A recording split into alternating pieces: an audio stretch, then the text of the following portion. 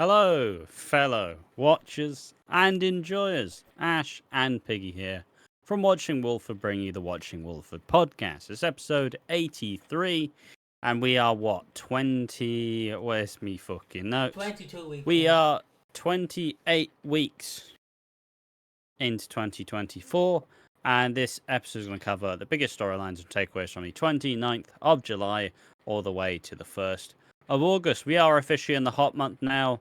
This is being recorded during a heat wave, and it is. I'm steaming my tits off. How you doing, mate? I'm doing. Oh, I have changed, haven't I? Yeah. Rule Britannia rule. So sorry, I did. I made sure I didn't have it on intro again, so I'm happy. Nah. I'm doing good. I'm enjoying the heat wave. Don't sound it, mate. Yeah, I'm alright. All good. Nothing wrong at all. Perfectly fine. It's just a heat wave, you know. I fucking hate heat waves. I don't like the heat. The problem. I'm more of a chill man. Until the winter comes in, I'm like, oh, fuck, I want the heat back. And then obviously you go back to the summer. It's like, I want the cold back. You know, you can't win. It's like getting a girlfriend, but you don't want the girlfriend anymore. You want the boyfriend. And it's like, but he has a nice ass. No, I don't know what that feels like, to be honest. But he has a nice ass. I love him. And then you go back to the girl. It's like, but she has a lovely pair. Yeah. Don't know what you're going on about, mate. Maybe it's just like a. Yeah, no, I can't relate. So like, I love the summer and the winter. I prefer the winter. You know, I like wearing a bit of a jacket, you know, walking out. Yeah, I do have a lot more. I do have a lot more wintry clothes. Oh yeah, I suppose before we fully get into this, obviously the main storyline we're going to talk about as of the 30-minute mark is Penny and Chelsea continuing. Some Chelsea stuff with Gray, that's in there, small story. Tommy continues to fucking lash out at literally anyone possible. Callum and Johnny saw the Ballum stands cry. Reese and Sonia deal with the aftermath of Debbie's death. And Nish and Priya bicker, and we continue to get Suki and Vinny versus Nish. That's all the stuff that's going to come up on this podcast. But before we get into it, it's the podcast. We do the 30 minutes shooting the shit, and we do the 30 minutes beyond talking about the EastEnders. This is the shooting the shit. Next part is the EastEnders. Carry on. How you doing? I'm doing good. Yeah, of course we can now officially, before I do the how you doing the Ash, we can officially talk about Deadpool and Wolverine. So, if you don't want spoilers, then maybe skip about 10-15 minutes. I don't think I have that much to say about it. I can't lie. But what did you like and what didn't you like? Come on, this is the movie segment with Piggy and Ash. Well, the movie segment, really, I don't like. I mean, it was fine. It was a decent enough movie. You had enough of Wolverine being the straight man to Deadpool's Deadpool, which I still can't lie. Look, I enjoy Ryan Reynolds. I think he's alright. I like him in Welcome to Wrexham. I liked a lot of his stuff, but he has just been playing Van Wilder for the last, 10 years. Obviously, that's a reference they make, of course, but that has just been... It's like how The Rock has just been The Rock in all of his movies for the last decade. Ryan Reynolds is Van Wilder all of the time. And it's fine, but at least in this movie you have a decent, back and forth to not entirely just be submerged in Deadpool comedy, which isn't very funny. It's just like, ha-ha! Haha, he said the thing, but this is Marvel. This isn't Fox. Haha, haha, it's not Fox anymore, guys. Haha, X-Men was dumb. Haha. So obviously you want something to do that. Had some fun little cameos, had some superheroes that never really began, like Elektra, like Blade, like Gambit. Yeah, it had some good stuff. It's an alright overall story. I enjoyed it. And obviously X-23, who should hopefully get an actual movie sometime soon.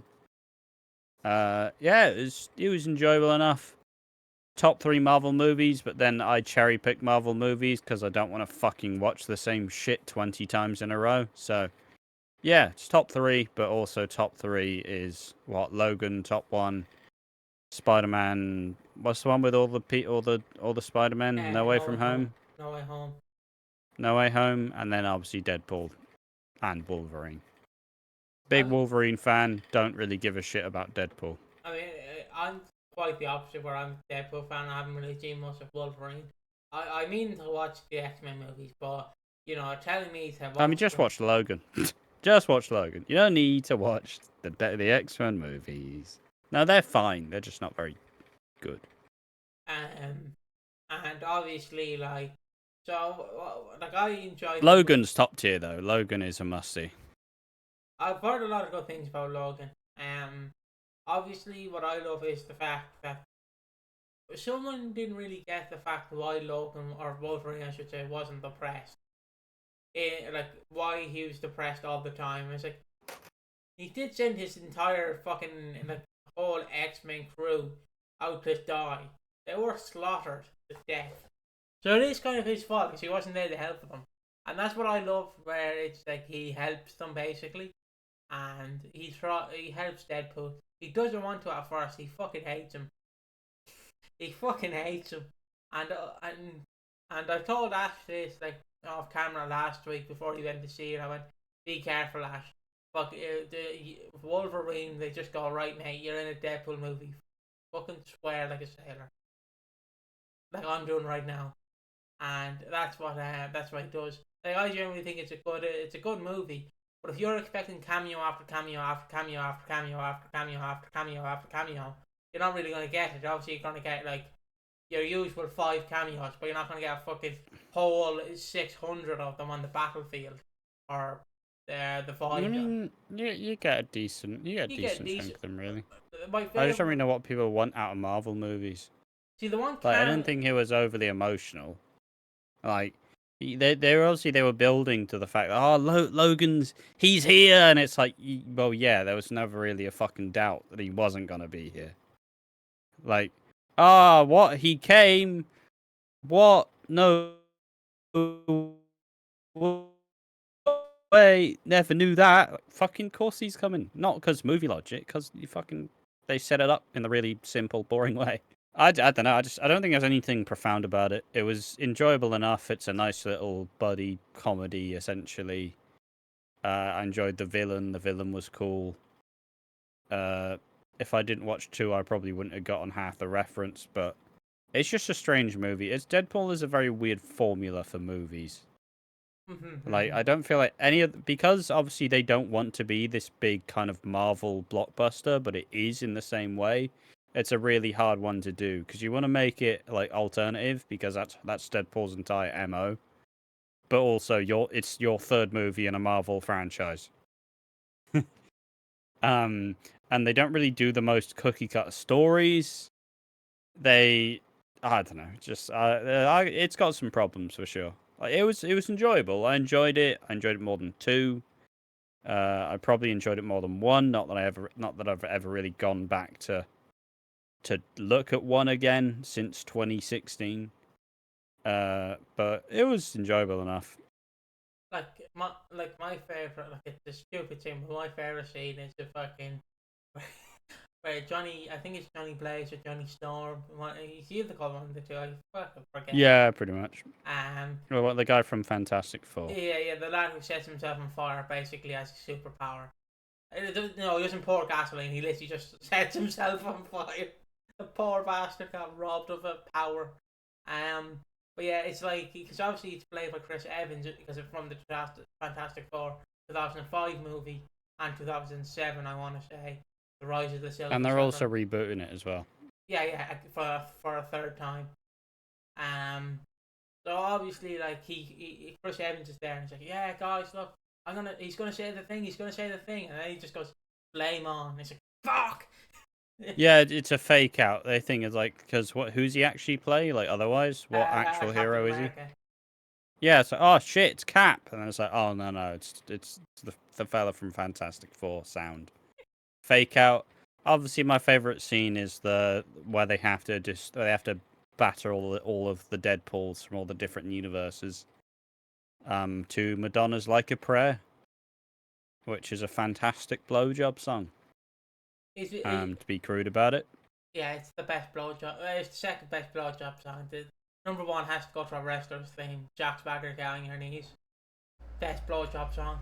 Get down on your knees. 1, 2. Oh, Yeah, you don't need to keep going. You don't need to keep going. You made the reference that nobody's gonna get. You don't need to fucking dwell on it. So if overall it is a good movie, people were just expecting too much from it. I want to say, like, because I mean, I don't really know what people were expecting. Like, you're not going to Deadpool for serious story beats. No, I guess it's more the cameos because like they're on the fly, and it's where like all your like dead franchises are. Yeah. So okay. That's what I'm basically getting at. It's like your dead franchises. So your original Spider-Man, your second reboot Spider-Man, your original Fantastic Four, your reboot Fantastic Four. Yeah, but like at the end of the day, there's only so much you can really do. Like, you brought back all the people from the Deadpool movies, and you brought back a bunch of dead franchises, essentially. Like, that's kind of the whole point. It's the void. Nobody wants them. If they wanted them, they'd have their own fucking movie, wouldn't they? So, I know obviously some of them were like at bad times. Like, obviously Blade was way ahead of the time, and was received pretty poorly. Elektra were just fucking bombed because no one cared. What's the other? Obviously, you had Gambit, where Channing Tatum's been trying to get a fucking Gambit movie for years. And there was another character, and obviously X-23, who was in Logan, who I'd argue she got less to do than everybody else, but also the likelihood of her actually getting her own fucking movie is much higher than literally everybody else.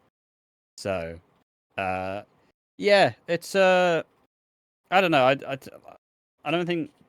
I mean, the one thing that helps me is obviously I don't watch much superhero stuff because I've got the shit I like and I've got the shit that I'm not interested in.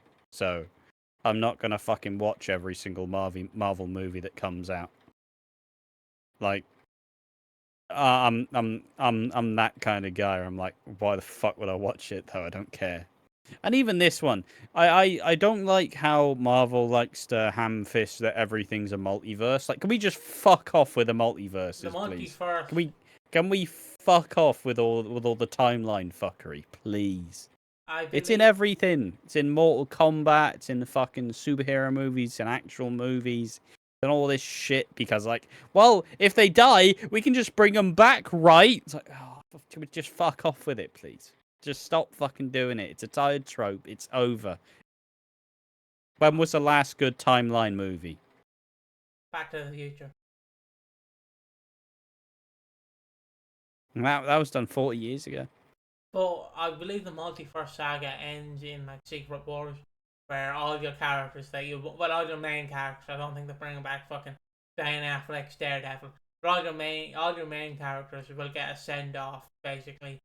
From what I've heard, like Tobey Maguire, Spider-Man's obviously supposed to be the leader of this multiverse team, because he as an in-joke, as he carried Marvel through the 2000s until Iron Man obviously came along in 2008. But, yeah. And then that's basically where you get like Hugh Jackman teaming up with him on Hulk and shit, and then that's where it ends. And how I've pitched it is, well, I'm not pitching it to Marvel, but how I thought about it is, you basically... Like, I have to explain that bit. Just in case people think you're in fucking Johnny Marvel's ear. Like, bloody hell, there is a thing that you should do, guys. But, like, how I've pitched how Secret Wars should end is you have Tobey Maguire, Spider-Man, die. So he saves the entire multiverse. You have Spider-Man and Wolverine die, saving the multiverse. And they both die, saving it. And then it goes back. And you can recast who you want to recast. And then bring in who you want to bring in. Does that make sense? That's how I do it. Because it's like, he started it, he can end it, basically. Obviously, I don't know, it's a way to get fan service, but as someone who doesn't give a shit about Marvel that much, and I've never really been a big fan of any of their shit, like, I don't care. Like, yeah, sure, it's cool that No Way Home existed, where you got the 3 Spider-Man. Do I think they need a whole other movie? Not really. I think what they had was pretty good. What? But people liked it. We can do more. I don't know about that. I think we're fine. I think we're fine the way it is. Stop fucking doing timeline wanky nonsense. I've had enough. Like, imagine if EastEnders suddenly went, yeah, and in this universe, Pat is alive, and it's like, what? Yeah, Pat's back, but she's actually called Twat. Sorry, like, sorry, what's happening here? Like, I was just tired of timeline shit. Like, it invaded Mortal Kombat, where it's like, Mortal Kombat 9, we're rebooting the series. We're gonna start from the beginning again. This is all the storyline so far. Mortal Kombat 10. All right, we're continuing with this. But we're also probably gonna reboot it again. Mortal 1 Kombat comes out. Bloody hell, we're rebooting the fucking timeline again, guys. Just pick a fucking story and settle with it, please. Just fucking commit to something. You can't just fucking have all these, like, tries and... It's a weird precedent, because obviously in movies for, like, the last couple of years, especially in horror, for example, they opted for the whole... let's just do from the first movie onwards, because the first one was the only good one, me thinks. And so there obviously the recent Halloween trilogy went, only the first one existed. Now we're going to do our own trilogy off the back 40 years later. And the first movie was good, and then the other two were fucking garbage. It's a weird precedent. I mean, I appreciate that I appreciate that. Obviously, with some series, you don't want all that baggage. Like, I wouldn't want all the Halloween fucking series garbage. The amount of shit movies they fucking pumped out for no reason. But, like, you sometimes you just have to fucking style it out. I mean, on the topic of that, like, obviously I don't watch horror films, but what I keep an eye on is whenever a character goes into the public domain, I keep an eye on it. Because usually 24 hours later, some indie company has announced that Mickey Mouse is getting a horror film and it's on a boat. And the likelihood of that film being made is slim to none. But it 30%. It's funny that it gets announced. Like, because the minute Winnie the Pooh went into the public domain, a fucking horror franchise was announced for. And now they're making a fucking Avengers-esque film where he's meeting like all these public domain characters. I'm like, fuck me, lad. If the villain of this team up movie is not Mickey Mouse, then I don't want to be a part of it. He is in the public domain. So like, I say that. Can I pitch something that I thought would be a fucking baller idea? Go ahead. Now, as much as I've been shitting on multiverses, imagine a world where all the slasher villains exist in one fucking world. Like, imagine the fucking carnage.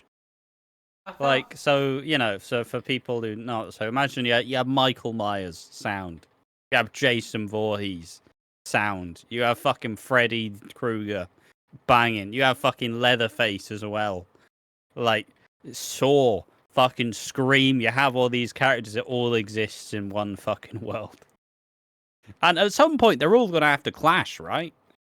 That sounds that's money. Obviously, that's not gonna happen because horror movie rights are a fucking shit show. It's like, when was the last Jason Voorhees movie made? 2009-ish. Maybe 2008. Maybe 2010. That time period. It's regardless, it's nearly been 15 years. When was the last Freddy Krueger film made? 2008, 2009. Great. Like, sure, Leatherface, like Texas Chainsaw and Halloween have been cooking, and Chucky has as well. Fair fucks, and Scream, I guess. But like most of they're all like, I want the rights. You're gonna make a movie? Well, yeah, but it got cancelled multiple times. Great. Are you actually gonna make them a fucking movie? Are you? Yeah. Oh, the rights have just reverted anyways. Fuck you. The problem with horror movie franchises. Yeah, that's the problem. You have two companies clashing over who wants the rights. Because it's like, well, I want the rights, but are you gonna use it? I want the rights. Again, are you gonna use it? No, but I don't want you to have the rights. God, Exactly. It's fucking like hell. two pity children. But I always thought Freddy and Jason Voorhees were in the same universe. No, they're all separate. Alright. I was just thinking of Freddy vs. Jason, that one movie I saw. Yeah, but that one they tried, but they got a director who was he just made music videos and he didn't really fucking know anything about it. So it's like it was okay, but it's like, oh, but I want Jason to be the good guy, and it's like none of them are good guys. They murder people. Neither's a good guy. They're both fucking serial killers. Yeah, but we need to show Jason's eyes. We need to humanize him. Why? He's like a fucking immortal, fucking unkillable, fucking monster. What would be the modern example for you? Like, who would you have Terrifier, or not Terrifier, Art the Clown fight? Oh, everyone. I'd have Art the Clown fight everyone. I just have Art the Clown do anything and everything because he is fantastic and he is incredible and I love him. Terrifier and Terrifier 2 are goated. Terrifier 1's a bit weird, but they did a lot with a little. Terrifier 2 is just fucking straight fire and is absurdly good. And like, you know, practical effects in horror movies are pretty. It's kind of like a hotbed issue where obviously some people just use CGI and it looks all shit, but like Damien Leone, the director, and does a bunch of special effects.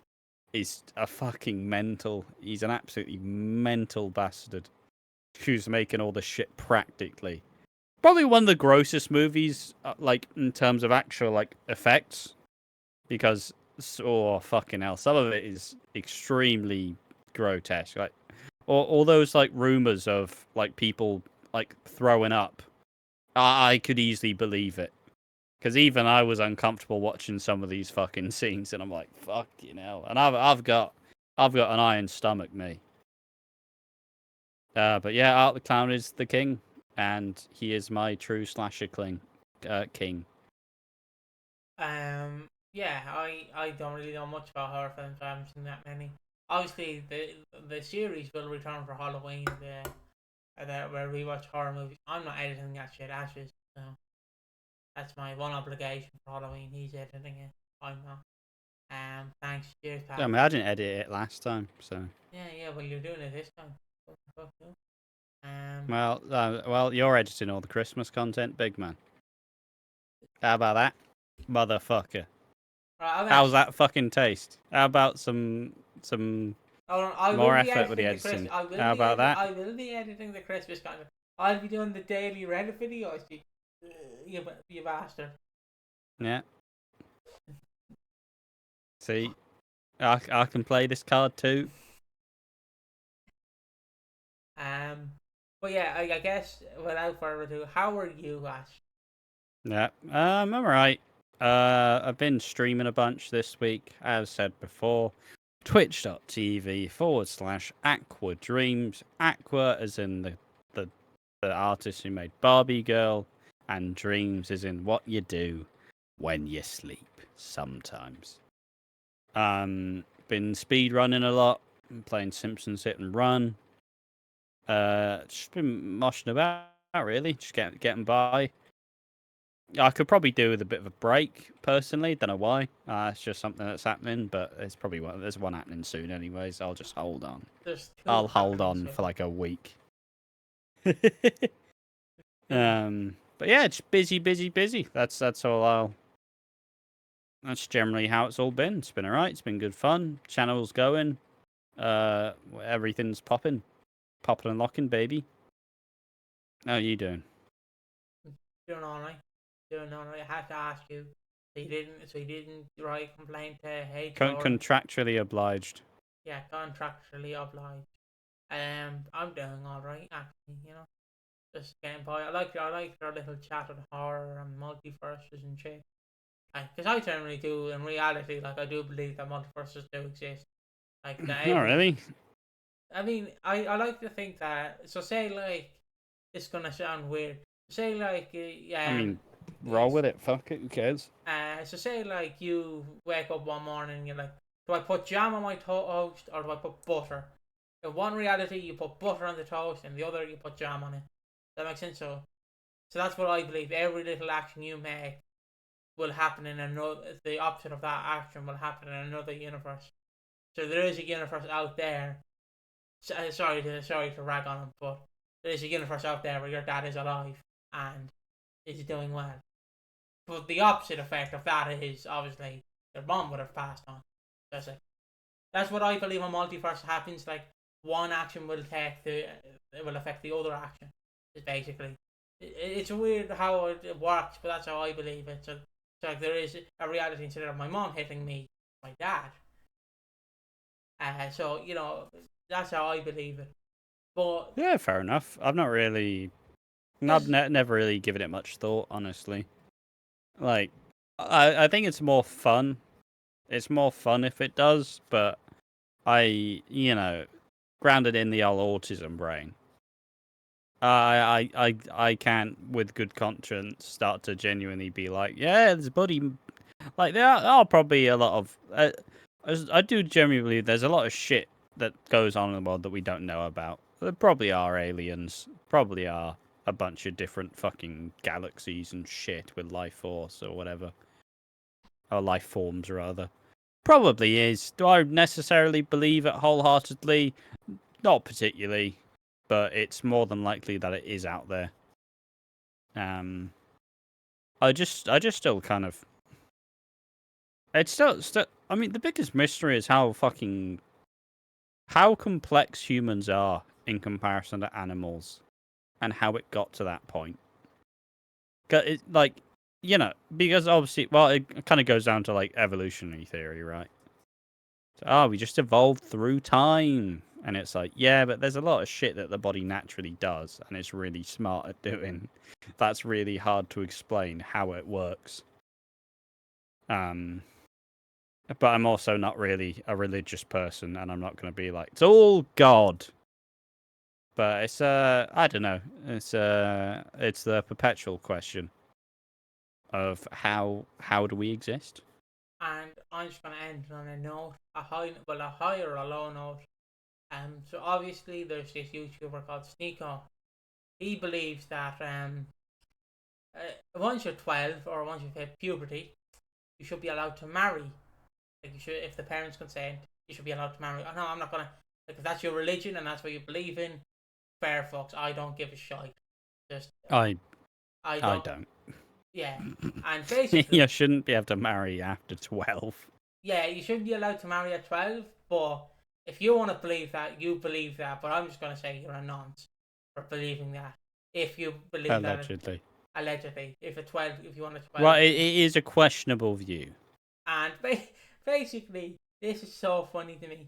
Basically, he Charlie Mice Critical basically interviewed him. They didn't know he was on stream.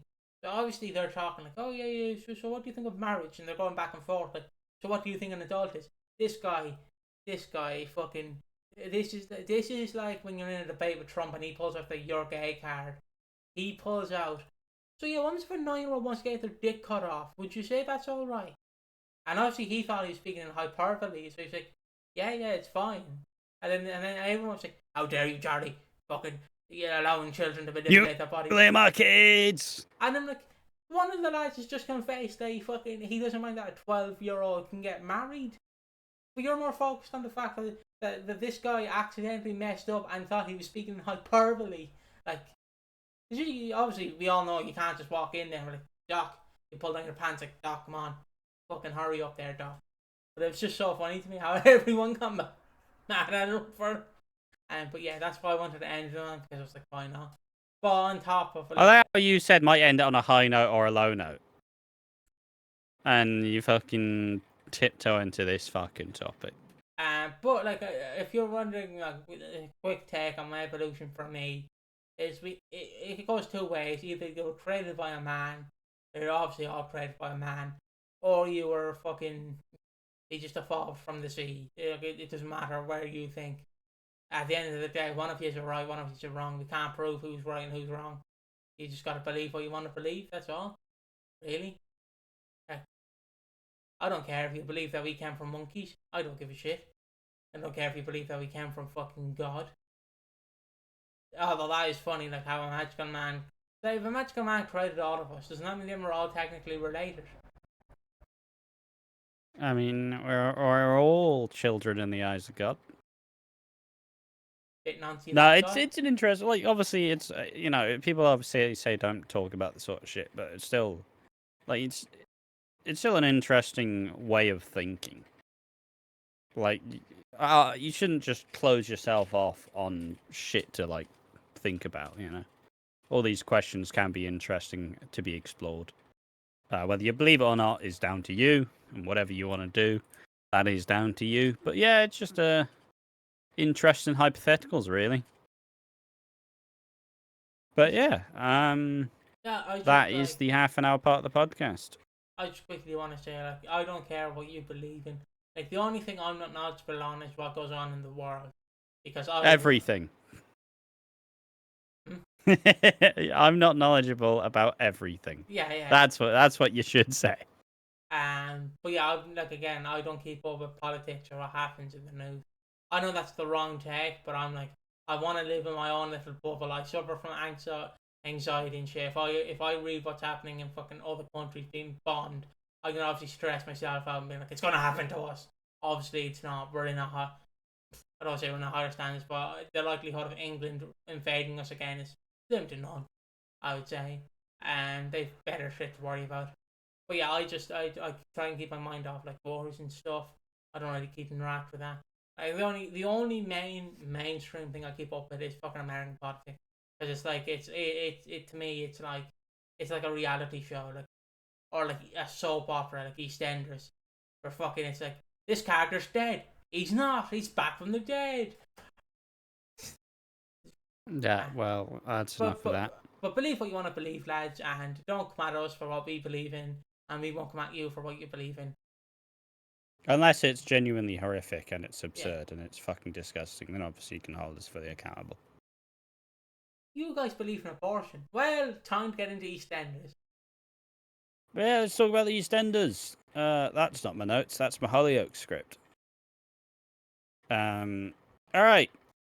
I'm gonna grab So sub stories. Yeah, go ahead. So Penny and Chelsea.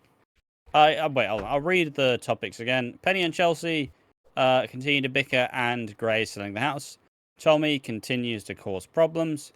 Callum and Johnny have a platonic date, but I like where it's going. And Reese and Sonia deal with the aftermath of Debbie's death. And finally, Nish and Priya bicker, and Suki and Vinny versus Nish. So, Penny and Chelsea. Penny is treating Chelsea like dirt, which is fucking great. She's still got a job at the club, it's just not as the manager anymore. And Chelsea's life is crumbling, as it is revealed that Gray is selling the house. And personally, I will take all of the traces of Gray out of the square. I think he was a horrific villain. I think, not in a good way, I think he was just absolutely fucking awful.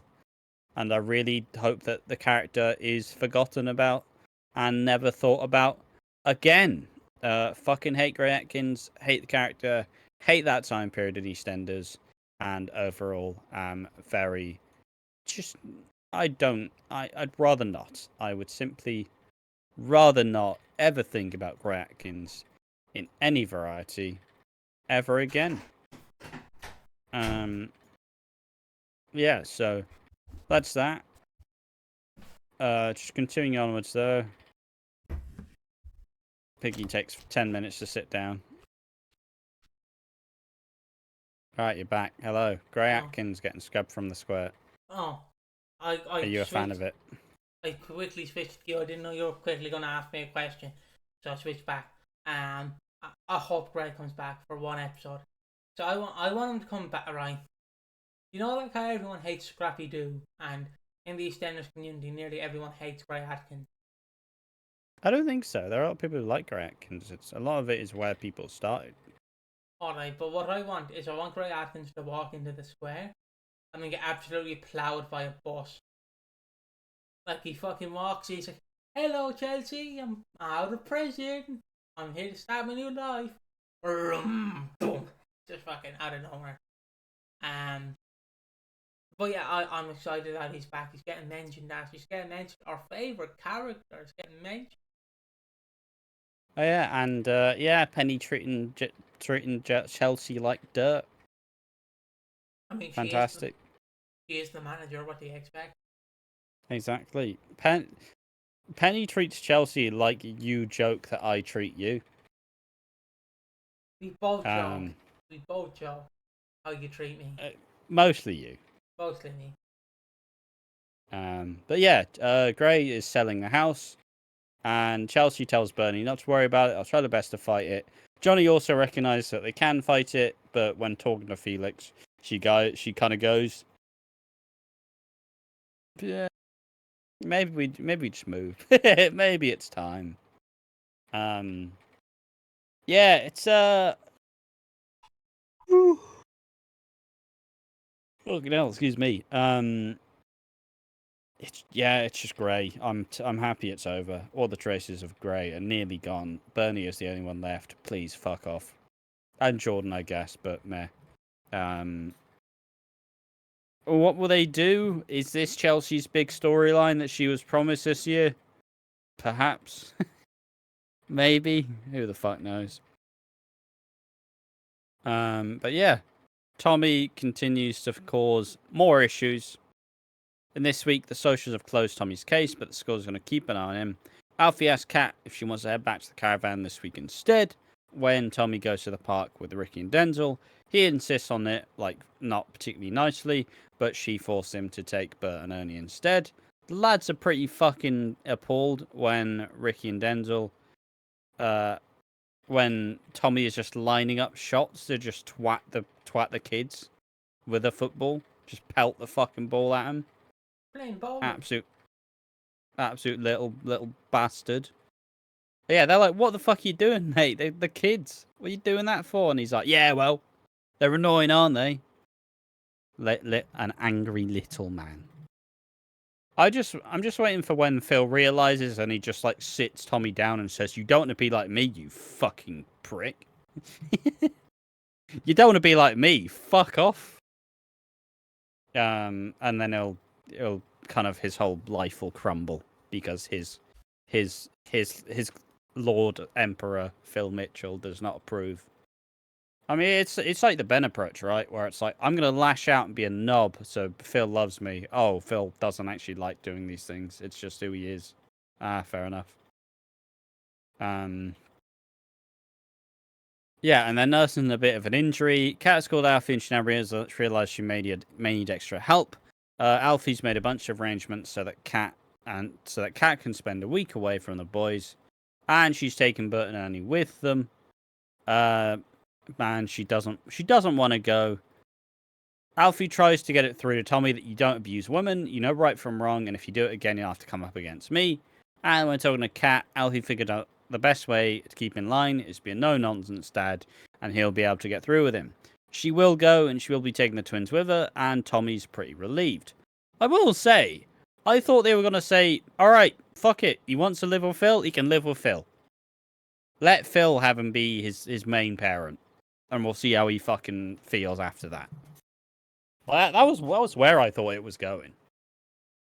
Because Alfie's not a no-nonsense dad. Alfie's all about nonsense. He's a fucking weirdo. He's spineless. Yeah, anything on this?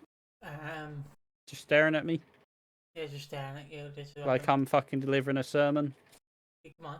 Go on, big boy. It's a podcast. I don't mind. I don't mind this storyline. It's an alright storyline. Tommy just abusing the twins is like it reminds me of when obviously my cousin was a child. His older brother thought he was a footballer, so he absolutely twatted him in the face. Thought he was a footballer, like. Absolutely fucking twatted him, like in that Charlie Brown skit. Just that poor bastard, like. No, there's not any. He barely has any teeth, like Jesus Christ. But it's interesting to see like where they're gonna go with Tommy, because obviously when Kat gets back, he's gonna fucking oh why I oughta sort you out, love. Because he's gonna give her a whip around, and I'm not looking forward to like him being the dominant one. He's 12 or 13. Yep, sounds narrowly avoided the joke that it felt like you were gonna make. Banging. But yeah, it's I'll be interesting to see how the relationship develops, because obviously it'll put a massive fucking strain on it. And will it all be settled in like 3 months? Because obviously they did the storyline with Denzel, which it probably took like 3 months of this. Because obviously younger actors, they can't spend all the time on the set. There's only a set amount of hours you can actually work. But obviously it feels like it'll be very hard to ever get Tommy and Kat to be like particularly friendly after this. So it'll be interesting to see. Alfie and Yolande discuss Tommy and the reason why he's being so rude to Kat. She reminds him that he's Alfie Moon, and you're a much greater dad than Phil will ever be. And then he decides to set out his own little Walford Olympics to try and get all the kids to be happy. So you have, I assume you have Pearl and Micah. You have Kim's kids, and then you have Ricky and Tommy. The games take place. Ricky's in the lead, but they're neck and neck as Tommy just about squeaks the win. But Alfie claims it was an equal victory, so he drops a tenner each. But Tommy threatens him and takes the tenner anyways. Ricky did have a good line where I said, "Oh yeah, but you guys are fit." It's like, yeah, but I've got a dad bod, so you have Alfie like, fucking. It's not how it works, Tommy or Ricky. Not how it works. I love it. And then later, yeah. Ricky's taking a lot from Ricky Butcher. He's taking a lot from him. He's that silly character I don't want to leave. I like him so much. He's such a lovable character. Like he's just He's just a bit of an idiot, isn't he? Yeah, but everyone loves an idiot. Exactly. Yeah, I mean it's not a bad thing.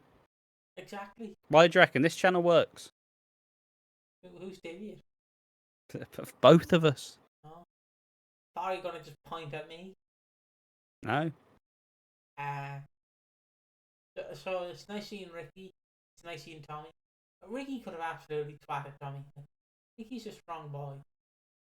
Also, it's a bit unfair that they have the teenagers race against the actual child. They did give him a head start. I mean, yeah, but they've corgi legs in comparison. I mean, yeah, but I mean, look, the kids are just happy that they got to do a little assault course. Fair enough, but I would just be like, no, the children go first and the men go second. Look, he's only got 20 quid. But he can he could find another 20 quid. But yeah, and then later on, Alfie and Tommy's, he takes some money off Ricky, and then he's kind of like, yeah, that was fun. And then later on, you see him like just fucking water pistoling Gene and Harvey, and they're fuming because Tommy's obviously he's only got a little water pistol, but he is just fucking drenching the both of them just because he thinks it's funny. But yeah, Callum and Johnny. Ballum stands beware. Kathy explains that Lexi and Ian are off to go to see Ben. Callum couldn't go. Johnny asks Callum what's wrong, and he's pretty upset over not being able to see Ben, and he storms out quite quickly. When Johnny bumps into Jack, he asks what's wrong with Callum, and he explains he wasn't able to get time off to see Ben, and Jack tells him if you want to be his mate, you should probably go check up on him. Callum explains how he's never really happy or sad because of Ben. He tries to, perk him back up. He's like, yeah, let's do something, be a great time. And then Callum's like, not feeling it, mate. Then we get a scene where Callum and Honey discuss his life in a long-term relationship with a Mitchell and says, look, you may as well talk to me. I've been there and done it. I'm getting married to one. Again. Did they ever get married? Probably. I think they did. When chatting with Honey, she tells him that as much as Ben did what he did, it's worth moving on and keeping living. They mention Lola, like Lola wouldn't want you to just keep dwelling on the past. She suggests a drink with Johnny, who quickly agrees. Callum's excited and tells Honey how good the pep talk was and that he and Johnny go out for a drink later as friends. They banter back and forth, but Billy, being an absolute fucking prick, is like, nah, buddy, you moved on a bit fast, didn't you, Callum? Ha ha. Ha. Just like giving him the fucking, like, oh, well, something happening, is it? Anybody who does this can fuck right off. Don't make it awkward, you little bastard. I'm trying to have a good time. Don't need you fucking making shady eyes at me like, oh, I see what's happening. No, you fucking don't. Fucking Billy. Dickhead. You never seen this behaviour where, you know, just chatting to someone and someone's like, oh, you two are cozy, and it's like, I'm just chatting to my mate. Oh, well, you know, it could be more than friends. Fuck off. I'm having a talk with this person. Mind your own fucking business. I have seen it in your chat. So I have. By one lad. By one lad who thinks because we do a channel together that we might be a couple. They might be bullshitting, but I'm like, okay, fair enough. He's top, I'm bottom. There you go. I'm not. Piggy's not fucking touching me. Is what's happening. I meant he's top bunk, I'm bottom bunk. I don't know what lads I don't know what you lads like fucking got out of that. Like, obviously because if Ash pisses the top bunk, it drips onto me. So like, whereas if he pisses the bottom bunk, like it's not as fun. Don't know what fucking world you're living in, mate. I don't know, but like, yeah, I've definitely seen this situation before a few times. Like honestly, can we just get rid of Ben? Can we? I don't care about him. Let him move on. Johnny has a sexy beard. He calls him daddy in bed. I would want Johnny. I would want him. Beard Johnny. I like beard Johnny. Clean shaven Johnny's not as fun. No, beard Johnny definitely is rugged. You know, you could grate cheese off it. But yeah, and then they have a good time, but Billy's like, yeah, Phil sees it, might not be too happy, and then Callum goes, yeah, let's just not do this, let's just not do this little friend day. Obviously this is building to them getting together, and I look forward to it. And then but I don't, because new stands will be formed. And then we can get Connie. Jallum. Or Jallum. I mean, because they literally did that with fucking Ballum. They just took Ben's first letter and added it to Callum. So might as well just... I mean, yeah, it's kind of how shit names work, mate. So you just take the first name of like Johnny and put it with Callum. You get Jallum. I like the sound of Jallum. It's much better than Ballum. Like, Ballum's old news. Ballum's 2018. This is no longer. It's no longer cool and in school. It's no longer, you know what I mean? It's no longer cool and in school. Like, you know, it needs to be gone with the old. It's trash. It's useless. It's garbage. It's pointless. Bring in Jallum. Jallum is the new student who can actually speak Spanish, who can speak French, he can speak all the languages, he can do math, he can do everything, and he's actually good. He's actually helpful. But yeah, good old. I like it though. I'm happy Johnny's getting to do something. I'm happy Callum's getting to do something. That's that. Reese and Sonia deal with the aftermath of Debbie. First episode, Sonia's trying to comfort Reese by explaining how he was there in the end. They're staying on the square, and the police reveal that Reese can go see Debbie's body at the post-mortem. He snaps at Sonia and claims he was never with her at the end, obviously, you know, leaving his conscience and leaving his, like, profile. I wasn't there. I was never there at all. Wouldn't even be there. Ted asks Phil if they can put their money troubles away from him, and then Phil proceeds to badger Reese for the money he stole. Zach and Reese talk about grief, and it helps Reese realise it may be time to see Debbie. And Sonia wants to speak to Phil over the money, but Reese stops her and finally explains that he stole money from Phil and Sharon. Sonia gets angry again. Sonia's winding everybody up this week, I think. Because, like, oh, fuck you, Reese. Why'd you do that? No, we're going to see Debbie, though. Well, what do you mean? Fucking, are you angry? Are you not? Stop fucking... Please. Like, so they go and see Debbie. And she says, we'll go see Debbie. We'll sort the rest out later. He then is with Debbie and tries to explain his actions, that Debbie's always struggled and that her life was no proper life at all. He then steals one of her rings. For fuck's sake. Oh, nice ring. Reese. I've had enough. He continues to say that he loves her.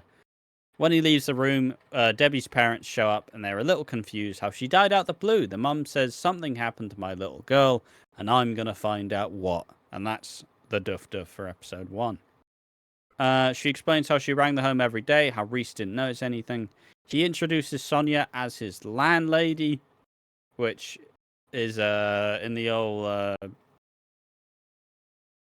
landlady's a way that people get over the Patreon like limits on what sexual content you can do. So it's never because obviously it's illegal. So it is always landlord and tenant, which is definitely got no familial ties whatsoever. There we are. Just a little nugget of information. That's how people get away from fucking it's the fucking Patreon accosting them for their hard-earned Skrilla. So it'll be funny for people to know. Reese and Debbie's dad are one and the same, but Sonia's viewed not being introduced as the landlord. Sonia makes rather callous remarks about Debbie, and Reese argues that once all this is done, we can get along with our lives and the baby. And Debbie's mum spots this cozy moment, and the penny drops. He explains how for years, both him and Debbie were just existing, and that Sonia allowed him to move on. He apologizes for it. The mum is happy, or the dad's happy for him. The mum is mortified. They explained how they should have visited more, but it was so difficult to see her in that condition. The mum starts to figure that both Reese and the husband stopped her from seeing Debbie, so she breaks down and storms out. For a second, it seems like Debbie's dad's offering to give Reese money, but Reese has the decency for the first time in a while to not fucking steal it. They share a hug, and Debbie's dad wishes them well. Then we get some scenes spliced in between Martin's birthday. Everybody says he's 40. Obviously, he's 39. He's a bit startled and then looks at Prue, blanks him. They are drinking not Corona. They're drinking Corona. They're drinking Corona, but it's in a different... It's got a label on it. And he seems like a hero with a lot of people happy to celebrate his birthday. They joke why does everybody think it's older? And then he kind of makes a joke saying, is it the hairline? And it's like, no, my precious Martin, you can't know that the hairline's bad. No, Martin, it's what I've been saying for like the last decade. Like, no, it's fine. Fine, Martin. I'll still stroke your hair. He is Arthur Fowler's son. And it feels like Arthur was probably balding from the age of 20. It is all downhill from there.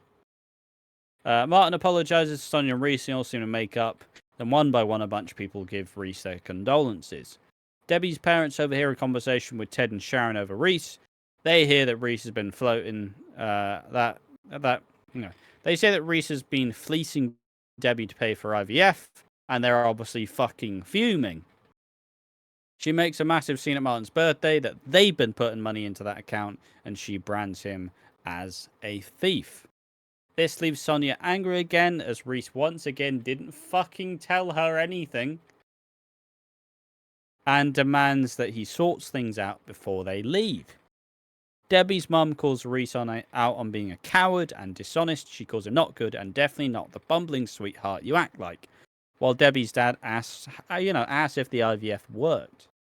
She says how Debbie was always complaining about his annoying little ways, and she threatens him and says, I'm going to go to the police about you stealing our money, and once they start digging into you, who knows what's going to turn up. Reese stands his ground, says he believes he did the right thing. He made a proper risk and he did nothing wrong, and that Debbie's life insurance should set everyone straight. He started realizing that the police are still investigating, so he's not going to be getting their life insurance yet. He goes to sell the garnet ring that he nabbed off her lifeless corpse. Fuck's sake. Go on, you fella. Sonia gets Jack to talk about the legalities of Reese taken from Debbie, and is fuming when Jack reminds her of how dodgy Reese looks. Sonia fucking yells at him, because of course she does.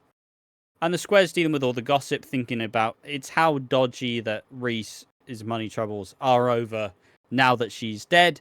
Sonia screams at fucking everyone who even questions her relationship with Reese. And not understanding how bad that she looks for doing this. You know, how guilty she looks. Because everybody thinks she fucking despised Debbie now. Reese promises he's going to fix everything and make it right, but it feels pretty unlikely considering Reese has lied at every single fucking point. In the Queen Vic, Sonia does a big, like, I'm going to yell at everyone, kind of calls everybody out.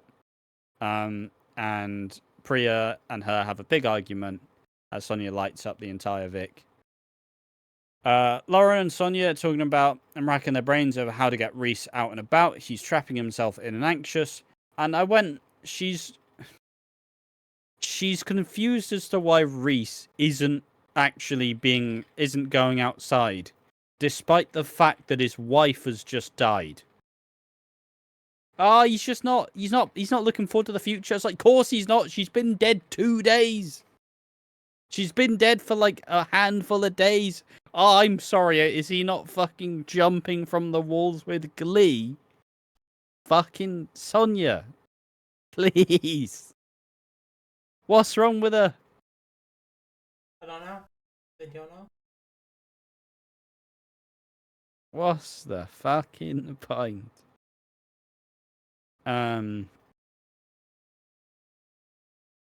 Reese thanks Sonia for having us back. Sonia accepts it that as much as he's grieving, there's a lot to look forward to.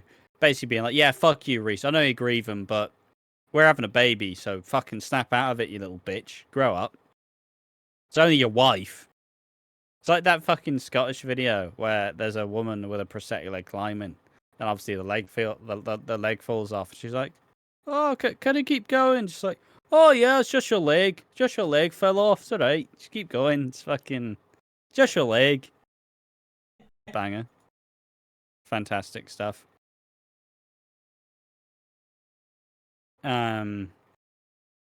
But like, yeah. It's only your fucking wife who's died. Not a big deal or anything. Why the fuck aren't you happy, you daft bastard? Grow up. Who grieves? It's EastEnders. After they eat, Sonia floats the idea of marriage, but Reese tends to like the idea, because of course he does. Martin gives Sonia a credit, and she likens the idea of marriage. And at this time I wrote, I fucking guarantee he's going to propose with a ring he stole off of Debbie. And Reese proposes to Sonia with Debbie's garnet ring, which she accepts. For fuck's sake, I've had enough. I don't complain that much on this show, unless it's about people complaining, which is an unhealthy cycle. But, like, what? I know I've said this a bunch, but, like, when have we seen Sonia and Reese be happy? Like, what fucking...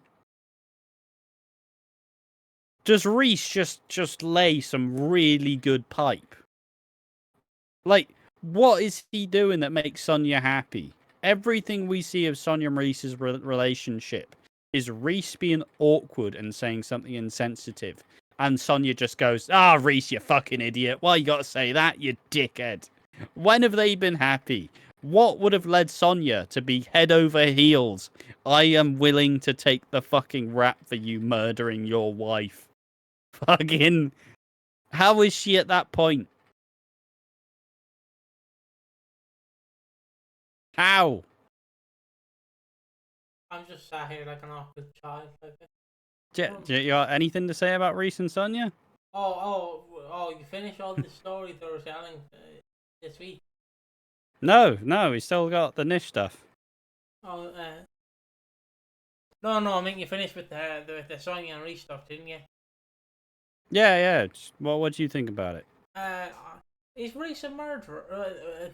Before you say yes, did he murder someone before fucking Debbie? Well, no, but he still murdered someone. Right, the police are going to investigate him. I wonder what they're going to find. I really hope he was a serial killer who just went under a different alias now. That's why he has shit hair. I really, this storyline is creeping up to be one of my favorites. It's so funny. It's so. I don't want to use it's such an EastEnders storyline because in what reality, right? And no, I understand she does not know about the murder, but in what reality do you go from you have no money, so you kill your wife, to marry me, to I'll take the rap for you, to fuck all of you? In what reality? Because I'm not saying look, I understand she's in her 30s, but I'm not saying it's a bit suspicious that he left. He left to go work, and then he came back all sad, like he knew something happened. Like, does that not seem a bit suspicious to you, Sonia? Like, I understand, love. He may lay good pipe. He may clean them pipes clean. He may fucking spark them from the inside out. But Jesus Christ, Jesus. I felt sorry for Ash yesterday when he was streaming because I was watching EastEnders. So I was obviously in both chats. I was in his chat and I was watching the EastEnders. So I was just like commenting from what I was seeing. And Jesus, Debbie's dad. Oh, he's daddy. He's daddy and a half. He would get it. We would go for a nice lovely lunch and have a nice lovely conversation. And I'd hug him and I'd cry because he's such a lovely man. He's basically Reese without the awkwardness. Like he's a massive Tory. I will admit he's probably a massive Tory, but oh Jesus, does he look like he gives the best hugs? Like I'm gonna be honest, this is just me fanboying over Debbie's dad. Oh, I, I believe I said something along the lines to Ash in his chat like I'd let him put me in a coma. Yeah. Reasonable. So yeah, I enjoyed Debbie's dad. Loved it. I want to say the C word for one person, but I don't think it'll allow me to say it. But she's given absolutely see you next Tuesday 5. Like her aunt is Debbie's ma. Her aunt is definitely given aunt vibes.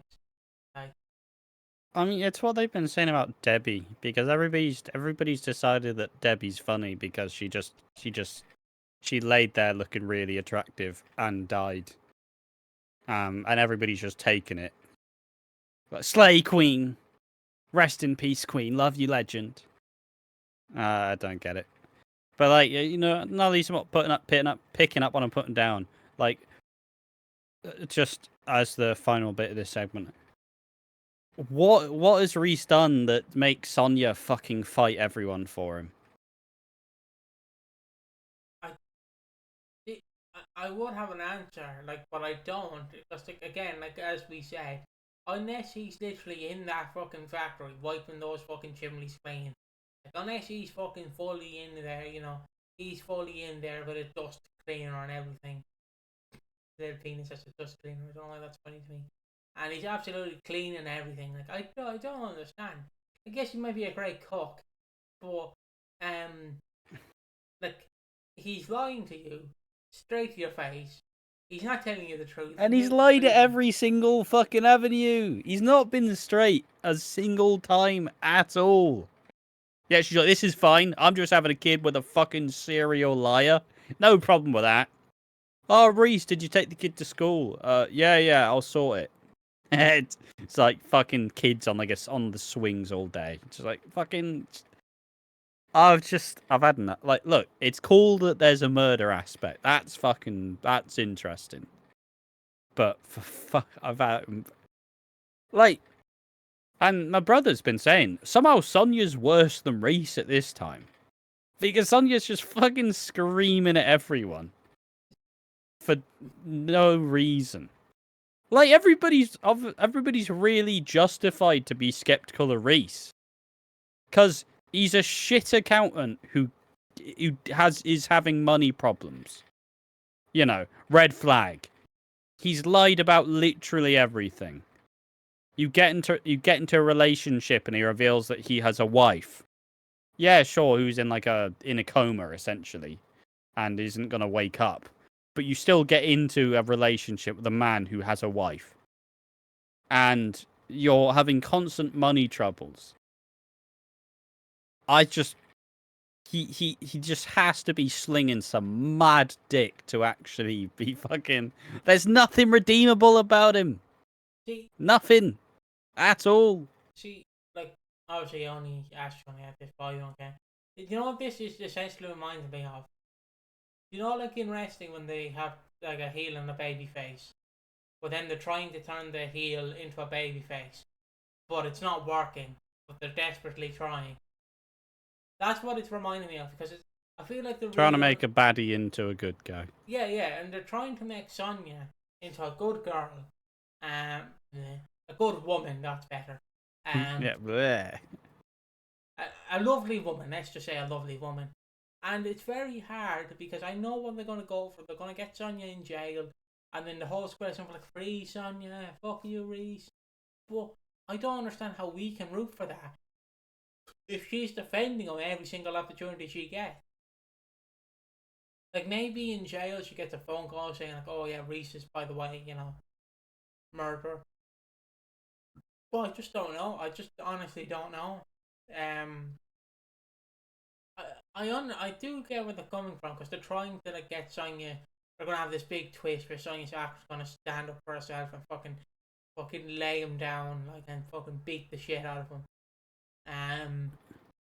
The only one I can describe that as is like when Peter Griffin said he's gonna do blackface to impress the black people, and fucking Laws comes out with a newspaper and starts beating the shit out of him.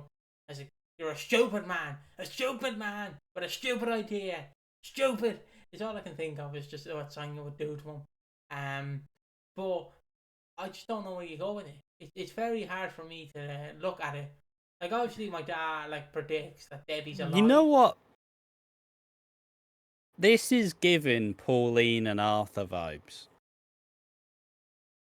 Is this what this Sonya Reese relationship is? You have fucking Arthur, who's like a lazy, fucking useless, constantly having problems, yelling at everyone. But at least he was a bit more charming than Reese is. Is this it? Is this what they're trying to achieve? I don't know. I honestly can't tell you. Because I don't even think they know if they want to fucking achieve.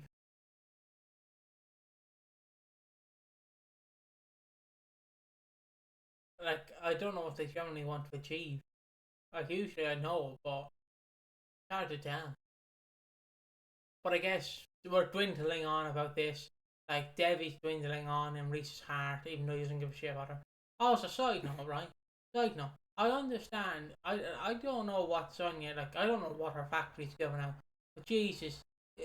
Like, I just want to say, I understand your wife's dead and you haven't really been married to you're still married.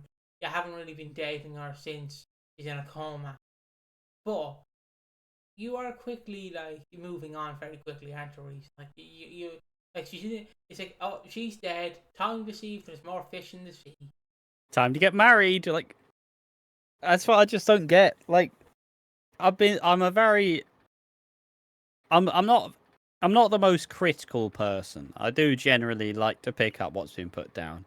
I'm fucking fed up of Sonya and Reese. That's the final bit on it. I've fucking had enough. I don't understand why. I don't know why Sonya's head over heels in love for him. It's not been a lot. I will say, I think that's might genuinely be one of Clenshaw's weakest parts. Is I don't think he's very good at doing romance. Like, we don't really have too many big examples of like love stories that have taken place on the Clenshaw. Like, I guess you have Tucky and Eve, I guess. But like otherwise, there's not really that many like big, really loving relationships going on. You know, maybe he's just not. Maybe it's just he wants to focus more on the family drama. But like, I think that's probably one of his downfalls. Like, I don't think, other than Suki and Eve, which is still kind of, it's still ticking on. It's not really like they got together. That was the big emotional bit. I don't think he's been very good at handling these like actual like. No characters seem like they are in love. I guess the revival of Billy and Honey, I guess, but a lot of that's unspoken. I don't know, just an observation. Maybe people agree, maybe people don't. I don't understand. Hold on. Oh, fuck. Yeah, he's stretching me back.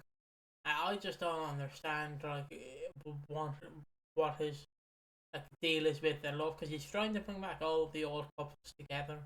From like half these couples have been through a lot, lads. These lads don't deserve to be back together. The cat and Alfie should never get back together. Should never ever get back together. Please. Also, it is going to be funny when ever Bianca comes back, because she's just going to absolutely twat Reese. Yeah. But yeah. Yeah, I do look forward to Reese finally getting some fucking shit. Because he's being coddled by Sonia to no end. But yeah, anyway, probably dwelled on that too long. Dwelled on it last week as well, but I'm allowed to have my complaints. But Nish continues to die. The Priya and Nish feud continues, and so does Vinny and Suki. That's back on screens this week. Ravi and Nish are trying to decide who takes care of Nish the most. He's preparing for a business meeting with a property manager, which should be a lot of money. Vinny gate crashes the meeting, and Nish sends daggers through his son, but Vinny figures out that within 5 minutes, this client will sign the deal. And he apologizes to his dad for spoiling it, but Nish looks on more proud as he tells him to close the deal. Priya interrupts his business meeting by declaring Nish as an absolute sleazeball and disgusting. Vinny manages to smooth it over and continues the negotiations. Vinny returns back to Suki, and now he believes he has a way to make Nish back him all the way forward. Vinny and Suki stage throwing Priya out of the house, and she calls him disgusting. I say stage, obviously they're doing a big scene, so Nish will understand. They are still throwing her out the fucking house. Priya's not in on the fucking job. She has just been booted out of the house in the part of the fucking Panasar Game of Thrones. Poor Priya. They recognise it may have been a bit far, but it's another step. She goes through with Ivani and makes a plea to her to make up things with Ravi, as Nish looks proud of his actions. Vinny seems to get along with Nish and is proud of his son and for sealing the deal after throwing Priya out. And Martin finds Priya on a Todd, offers a sofa at his and Zach's. And then the day after, we have Nugget's next session of dialysis. Priya hopes she can be at the next one, but the rest of the family don't want her. She seeks out Denzel and explains how they can help each other. If you help me get closer, I'll help you get past Nish and Ravi. And they show up just as Ravi and Nish leave. He gets upset at his mum, and slowly Nugget opens up to the idea of actually allowing her to be there. Ravi and Nish interfere, and he threatens that everything can disappear in an instant in a quiet word with Priya, and Ravi makes Nugget leave as well. Denzel thanks Priya for helping him see his mate, and promises that she'll be able to, you'll be able to move on and get beyond their issues. Denzel gives like a very teenager answer. It's like, yeah, well, when my dad needs to talk to me or something, he waits till I'm having a poo. He waits till I'm having a poo, and he makes me talk about it, and it works. And then Priya's like, all right, fair enough. I mean that's a very interesting dynamic to have. Rise up with the poo clay, the poo talkers, I guess. The poo tank clan. Quite a shit way to talk about your feelings.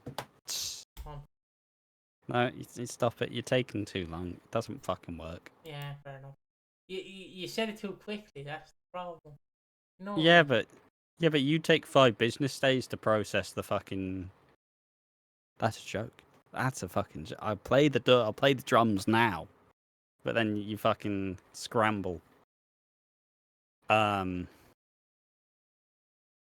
takes over the shop, concocts her plan. She shuts up the shop and coerces Nish into the back room and handcuffs him to the pipes. She leaves him locked up with his meds away from him and abandons him in the locked up shop.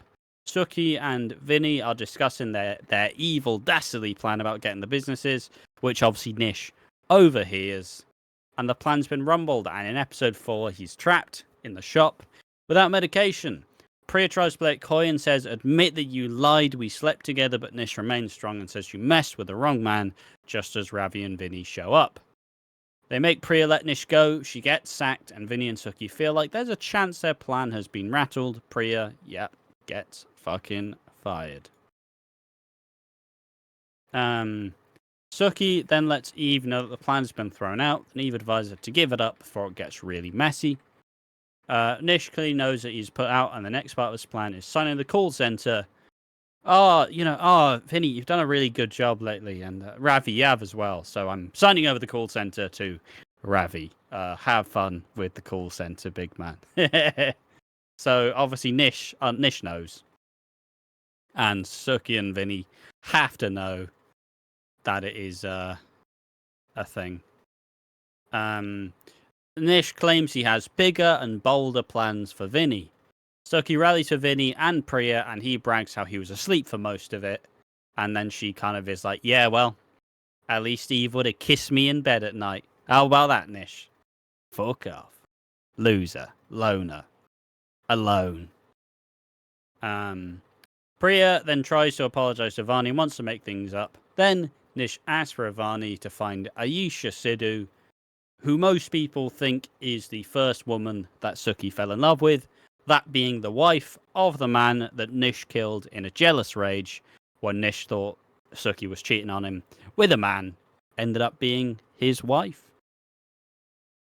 So that's what people think. There was an article, but it was a fairly small one, so I would have to imagine that is what they're doing. Could be wrong, but yeah, that is the week of EastEnders. Do you have much else to say on the Nish Suki stuff? What is fucking Eve shipping called again? Steve? Suki. It's finally over. It's over. It's going to be finally over. I'm so excited. I'm so happy. I'm so happy it's going to be over. This new woman's going to come in and she's going to love Suki. Actually love her. Actually be in love with her. And actually talk to her. Talk about the feelings. Get to know her better. And Eve's going to be fucking out of the way. Let's fucking go. I'm going to be so happy. I think you took that thought from... I think you took that thought from fucking... from Nish's brain. Both men think alike. What do you think? I still like how you complain about the Suki spans, despite you never actually reading any of the shit that has the Suki stands. I know. I just don't understand. I fucking hate them. Do you actually pay attention to it? Nah, not really. I don't actually see any of the fucking erratic people. I just don't want them to have a happy ending. Why not? Don't. Nish was cheated on. He was cheated on. He was ruined. His life was ruined. Yeah, well, I mean, some would say Nish's life was ruined by him being an abusive narcissist. So. Okay, he may be a narcissist, but he's not abusive, lads, okay? He definitely is. He's just fervently abusive, alright? Remember when he strangled Suki? My thoughts on the week is... see, I knew that. I knew you were going to ask me that, so that's why I moved on very quickly. My thoughts on the week is I enjoyed the week. I like the Suki stuff. I can't wait for Suki's first lover to come back, and hopefully she actually loves Suki. Unlike Eve. Like, also, just a side note, I might not have thought this. The wage difference between Suki and Eve is mental. Because Eve's a lawyer who's working in a fucking bat fan. And yeah. And Suki is working working as a business lady. I mean, she has a fucking business empire. Like Like Eve's, She has a shit ton of rental places. what, bringing home about 400 quid a week? Well, okay, If that. about 200. Let's just say 200, maybe 100. And fucking Sucky's bringing home like £1,000. Bloody hell! So I look Yeah, for Sucky's minted, seemingly. yeah. That's why you need someone on your level. Oh, excuse me, the fucking Sucky and Eve fans are coming after my stomach. But I can't wait to see what the future holds. That's all I can say. I enjoy it. Hopefully we get more of Debbie's dad, please. Yeah, fair enough. It was a good week. I enjoyed it. Still look forward to a bit of a break. Fairly soon, so I can be full of beans. But yeah, no, it's a solid week. Enjoyed it. Good stuff. Let's do the awards. Yeah, What's first? underrated. Debbie's dad. Underrated. Martin's hairline. You still got it, baby. It's still there for now. Please. No, not who needs to happen down. Overrated. No, what's the second award? Keanu Taylor Award of Excellence. Yeah. Who's the most wooden this week, dad? Honestly, Debbie's mum. Like, she was really eerie, and I don't understand why. Like, she was obviously her fucking kids just died, and that's fair enough. But also, she was just really odd. Like, it was just very like that like uncanny valley type. There was something just weird about her. She was just odd to me. I have to go for the table that Reese nearly broke the vase off. I nearly set the couch on fire, I should say, because right. I understand he's a killer, but you know what's even worse to me than that is the way he had the candle. He had the candles on a small table, right, and beside the table was a couch. So if he did knock over those candles, the whole fucking place would go up in flames. What with a tiny fucking like tea lit candle? Yeah, probably. Oh, it just takes a small candle. You don't know how candles work, mate. And who needs slapping down? Sonia. I spent like 90% of this podcast complaining about her. So I do apologise if this whole podcast has been me screaming about Sonia. But yes. Who needs slapping down for me? That's a really good question. Eve, because you bring home barely any money for Sucky. Or Nish, alternatively. Nish is the other one I'd say. Or Sucky for me. Like, why would you give out your dastardly plan in a fucking in a shop? I know you expect no one is in there, but you couldn't have checked the back. Like. I mean, in what world are you going to expect? Have you never seen a horror film, lads? The killer could be among us. But yeah. So that's the podcast. I feel like the heat wave just drained my energy and drained Ash's energy. I feel like Ash. Hey, my energy's fine, mate. I've given it everything. I feel like Ash's gonna have a cornetto afterwards after this. Mate, Nah, my cornetto's gone. Let's just end it on a high note. Ice cream. Let's just end it with ice cream very quickly. Your top ice cream since it's the heat wave. If you have to recommend anyone who lives in Britain / Ireland or anywhere in the EU, what ice cream are you suggesting they get? This is more a question what in your wheelhouse, really. Like, at best, I'll have like a cornetto, but for the most part, I'm not really having ice cream. I'm having ice lollies. Ah, you're an ice lolly man, are you? Well, it's just ice lollies are way much more fucking cheaper. Like, if I'd want a Ben and Jerry's, like, well, there's £5 gone. That's fucking like. Wouldn't buy the cheap tub of ice cream, no. Yeah, but it's also just easier to set out. I don't know. Like, ice lollies are pretty good. Ice cream's good as well. Fair play, but like ice lollies are banging. I love. Don't even need like fancy ice lollies. There's like an orange juice lolly, which is pretty good. It's like a fucking. There's like the fucking Asda Basic, which is just like a fucking cylinder of fucking flavored ice. Pretty good. I'm a basic man. Obviously, I thought if you're in the mood for chocolate, I'd go for a feast. The feast where it's a chocolate ice cream inside of an ice cream.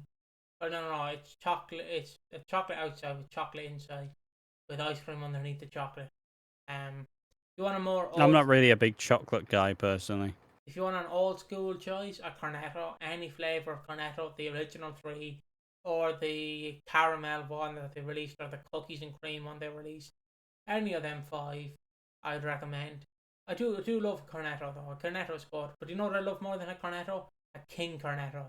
Ever get a king cornetto? No. Oh, basically a fucking big large ice cream, big large cornetto. About about £3. About £3. Obviously, if you're in the mood for some other ice cream, then the honeycombs and ice, alternative, honeycomb ice cream. You a fan of honeycomb? Never really had it much. And with all that being said, I hope you enjoy. What's your closing thought? What's your closing thought, Dave? Yes. Fantastic. Thank you for watching the podcast. See you next time. Bye bye.